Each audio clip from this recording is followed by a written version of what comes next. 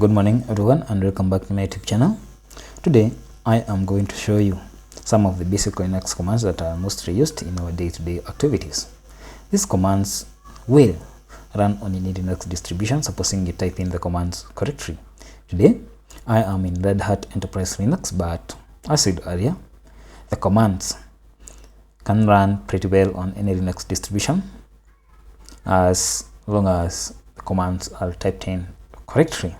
In early days, we classified the user interfaces as either graphical user interface, menu driven, or the command line interface. In this video, I'm going to use the terminal or the command line interface because of a single reason.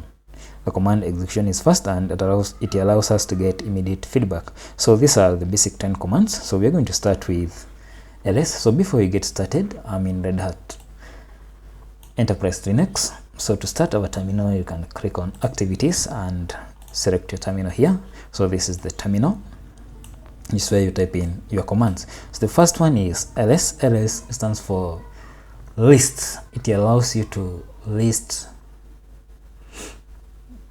your files so that you can see what is available in a single directory. So it allows you to list files and directories in the current directory. So if I type in ls here, you are able to see all the directories that are present here. So ls is the short form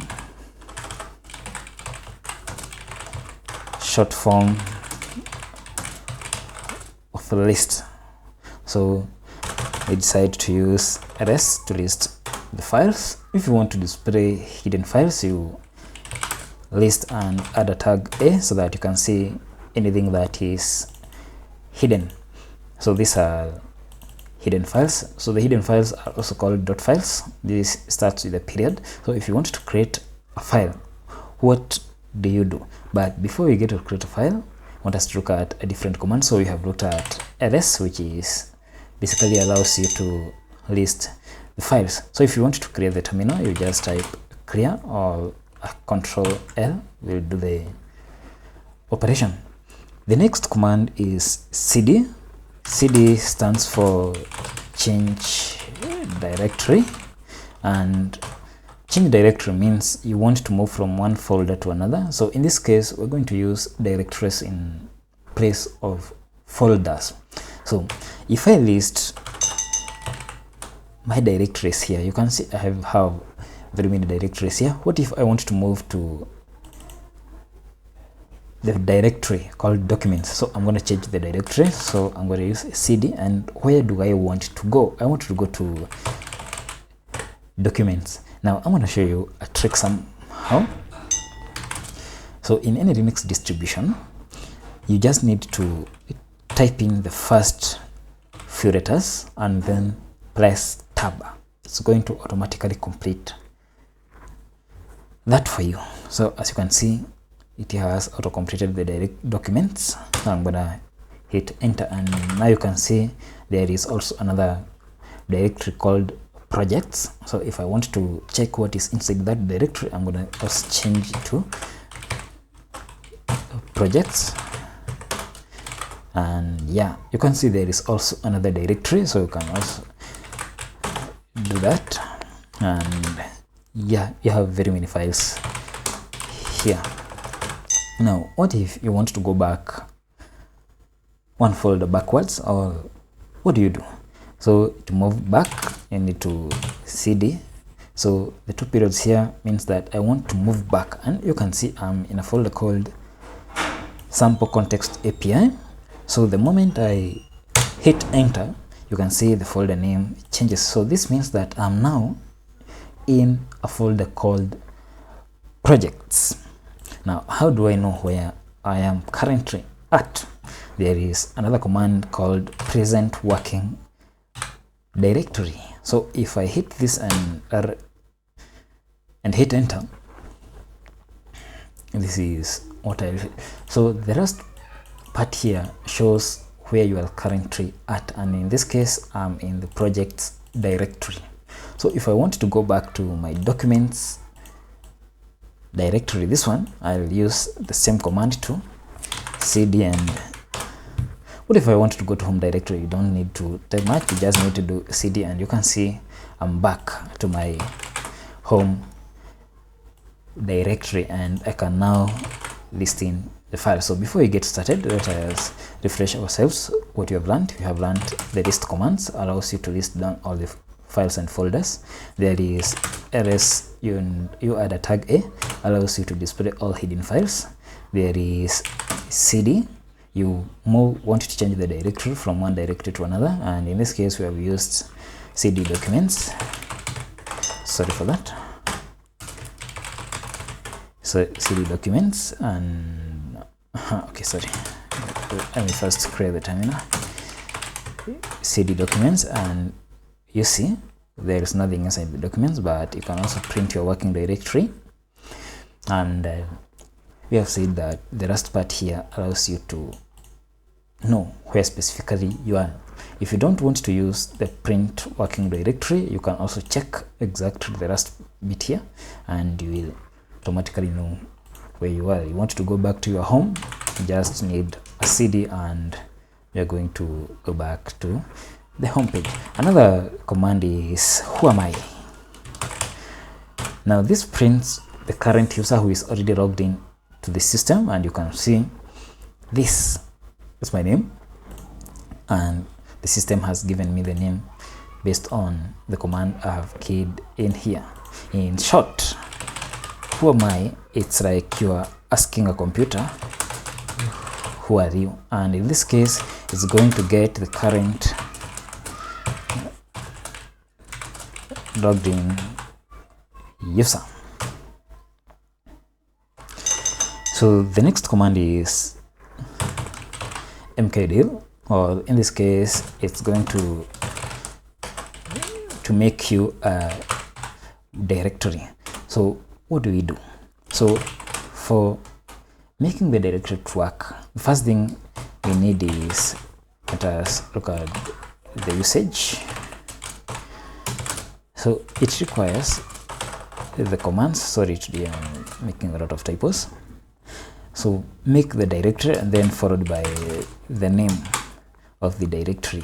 So let's try that. So we first restored the folders here. You can see there is no any folder. So assuming that we want to create a new folder called projects in our root. So if it's in our root, what we do is cd, make sure we are in our root. You can print the current directory to see, yeah, we are in our root. So what you can do is to create a new folder, you mkdir, and we're going to call the folder projects. Let us projects, and you can list, and you can see now that we have a new folder called project, which was not earlier present. So if you wanted to move into our projects folder, so we do projects, and you can see there is nothing else inside here. If you list any hidden files, we cannot see there anything that is present in that directory.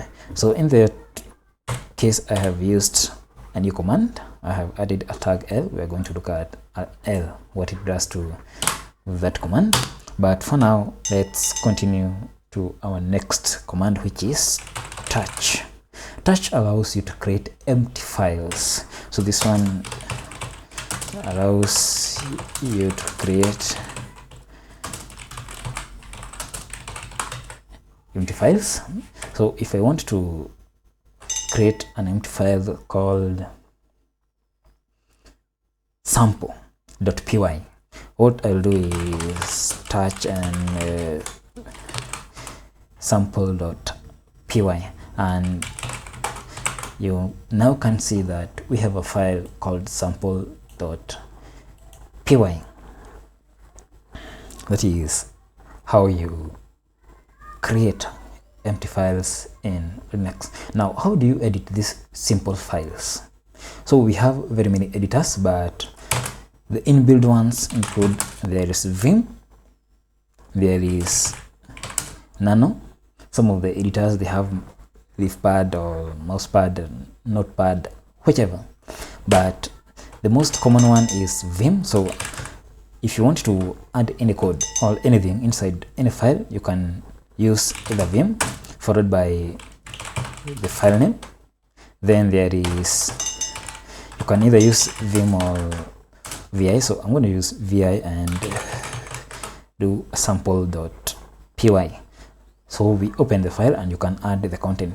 So the worst or the best thing with vim is it does not allow you to add any content inside here. You are only allowed to add any content as long as you have pressed letter I, and you can see the modes here. I'm going to exit and then make sure you check what's going to happen here. So I'm going to use va sample to complete, enter, and you can see if I try to type anything else without hitting the I, sorry for that, if you don't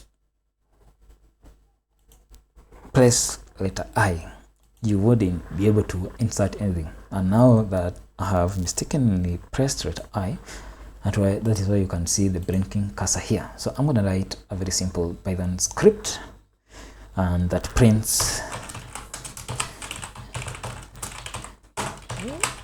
hello world, or let me use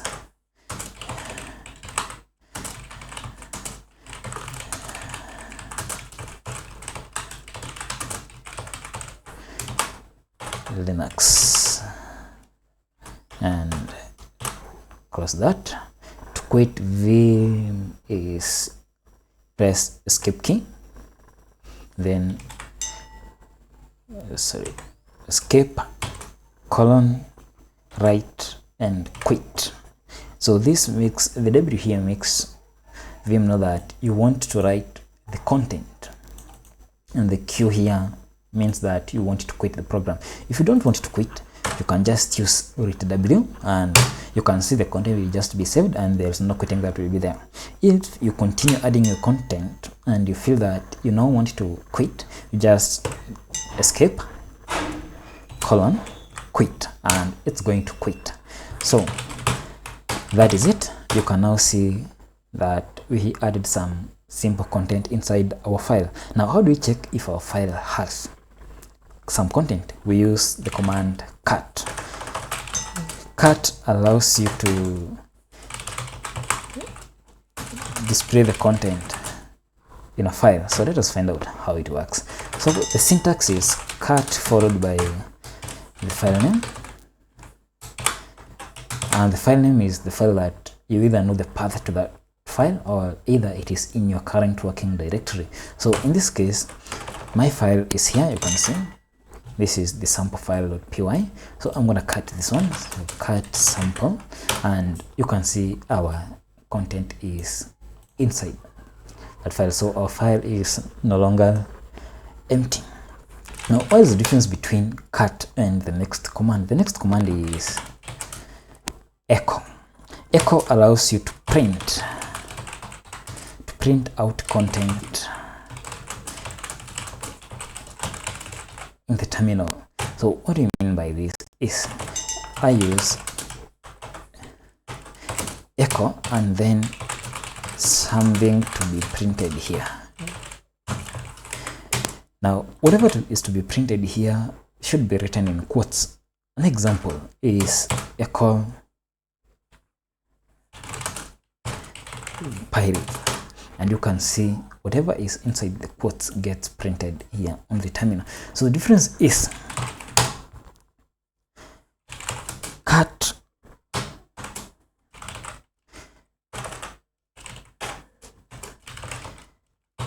displays file content, while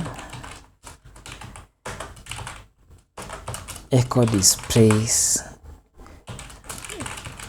content in the terminal, on or in the terminal, whichever. So I'm going to cancel that.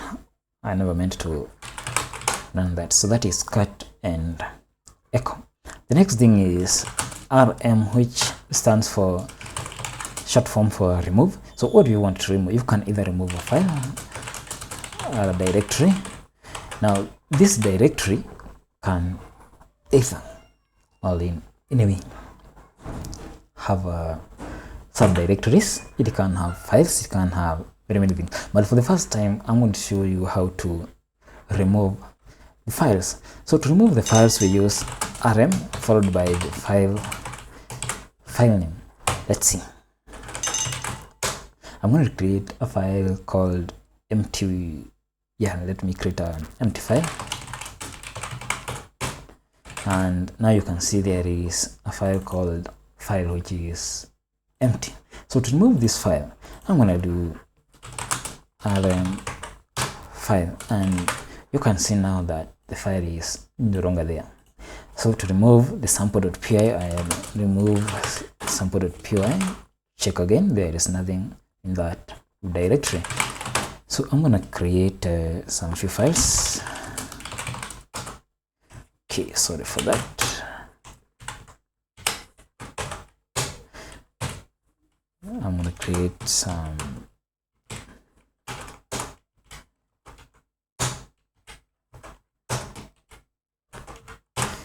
five files. I have 5 files, but how do I remove all those files at once? So you can use a star for a wildcard. So remove everything. So the star means everything, and the moment you do that and try to list, you can see there is nothing else. You should be cautious when using this command, because whenever it deletes everything, it is completely gone. Now, how do you delete a folder? So I'm going to create a folder first.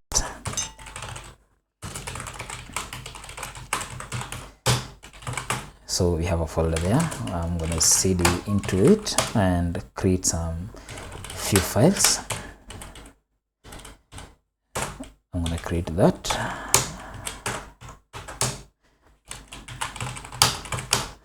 So we can remove the file. What if the folder has a folder inside? What do you mean by that is a subfolder? So I'm gonna create a subfolder. I'm gonna create another one so that you can see we have 3 subfolders, and then inside a subfolder I'm gonna inside the subfolder I'm going to create a file, touch empty. And how do you add content into a file? Using the echo command. Next thing, I'm not going to create an empty file. I'm going to say echo hello world from echo, and redirect this to sample.py, and you can see there is a new file called sample.py, and the moment we want to see the content, you can see that there is new content inside that file. So we were to remove the folder, so I'm going to go back some few steps. Okay, there I think inside projects, so we have to remove. Let me see if the command is already installed here. Yeah, you can see how this folder looks like. We have files, we have subfolder, and we have different so on. So this subfolder has different files. So this tree command allows you to view the directories in form of a tree as shown here. So how do we remove this? If I try to remove sample folder, you can see that cannot remove sample folder, it is a directory. So to remove a directory, we use tag R to recursively remove everything inside that folder, then remove the folder itself. So what I mean by that is the tag R, then the folder name, and you can see it is already gone and there is no more any folder, that is RM. Now I want to go back to my home directory and see the present working directory is that one. So I want to list the directories here. So I want to create a directory.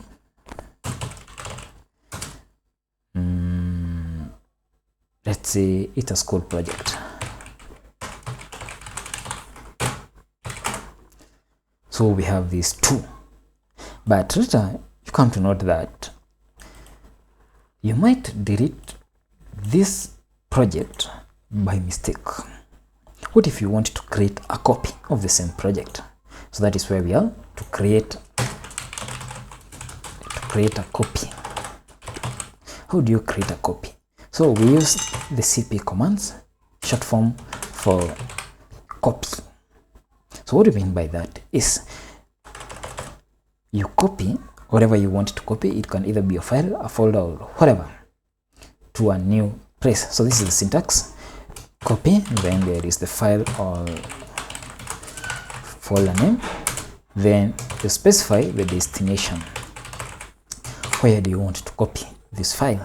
So I'm going to copy this school project inside my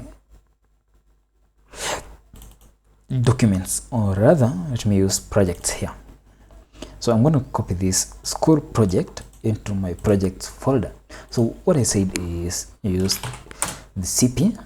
What do I want to copy? I want to copy the school project inside the projects folder, and you can see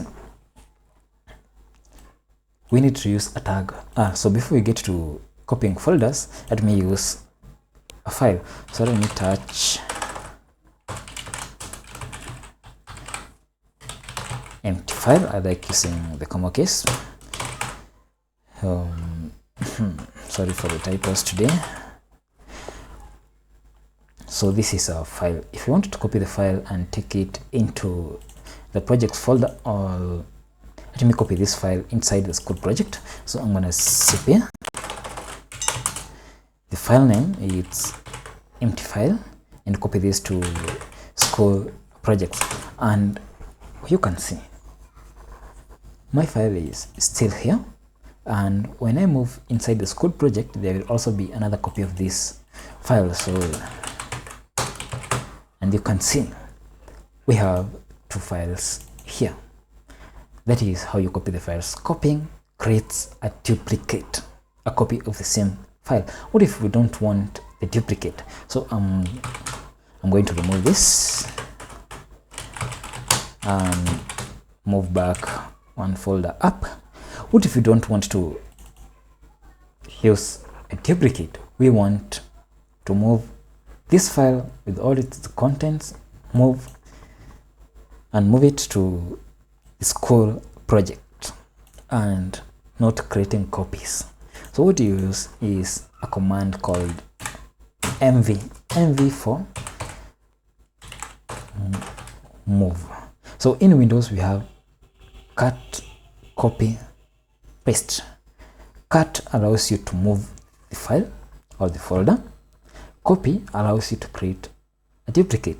So in Linux, cp allows you to create a copy, and mv allows you to move that file. So we are going to move the empty file into the school project, and you can see that the file is no longer there, but when I move to school project, the file is already there. So that is the difference between copy and move. So now we were yet to move the folders. We want to copy this folder inside here to create an identical copy, and later we are going to create a folder that we will be required to move inside the projects folder. So let us copy the school project inside the projects folder. So to copy that is, we are going to copy that folder recursively with anything inside that directory into projects. So the tag R here means it recursively copy everything inside that folder, then automatically move the folder into the project. And now that should okay, yeah, we forgot to give what was to be copied. So it was cp tag R. We wanted to copy the school into projects. So it's going to copy this folder recursively with anything that is inside here and move it inside projects. So we can try to do that and see if that will work. And you can see there's no error. and you can see we have school projects here and we have projects here. So let me try to do a tree of the projects, and you can see there is the school project is inside here, and there is the empty file which was already here. So that is how you copy the files. So assuming I want to move the file without creating any copy, so let me create a directory and say it's now results system. So you store a system inside a folder, so that is now here. Are we still allowed to use the tag R, or can we still move without the tag R? So let's try that. So move, what do we want to move? The results system. Where do we want to move this into the projects? And you can see this one really works very well without using the R recursively, because moving will just take everything inside that folder and move it all as one, as a single object. So when I do tree projects, you can see now we have 2 folders inside these projects. Let's find out. Yeah, so these are all the folders and we have already moved it. Now maybe before we move on to the rest command, there is another use of the mv command, which is renaming files. So what do you mean by renaming files? You can rename files in folders and so on. So how do we use it? We use move, then current file, it might be a file or a folder, then you give the new name. So let us place that there so that we can use it as reference. So we want to rename this folder and call it results. So what you can do is move, the current name is results, sorry for that, results system, and we want to call it results only results. And the moment I hit enter, you can see no problem, no any error, and now you can see that the new name is results. And the same thing, we're going to do this, we're going to rename this school. So I'm going to that to school with a capital S so that you can see if it's going to work. So and you can see there it is, and we can do that to confirm if the content that was already there is still there. We can also rename this file, so let us do that very fast. So instead of having empty file, I'm going to echo something and say something in the file and direct that to the empty file. So actually what I've done is I've redirected this output into this file. So let us find out the file is still empty. So you can see it now has some content inside it. So I want to rename this file from empty file to something file. How I do that is move the file name, and the new file name I want is something file. And now you can see I have renamed the new file into something file. So those are the 10 most used Linux commands. So in our next video, I'm going to look at some advanced commands used, and these advanced commands include chmod, and this one will go hand in hand with file permissions. Sorry for that. Permissions, how to allow one user access the files, and so on. So in short, this video is part of a playlist I'm creating. I'm creating a course that is under Red Hat Enterprise Linux, or Red Hat Certified as a System Administrator. So kindly subscribe to my channel and click on the bell notification so you will be notified as soon as I upload the next video. Thank you for watching, and bye bye.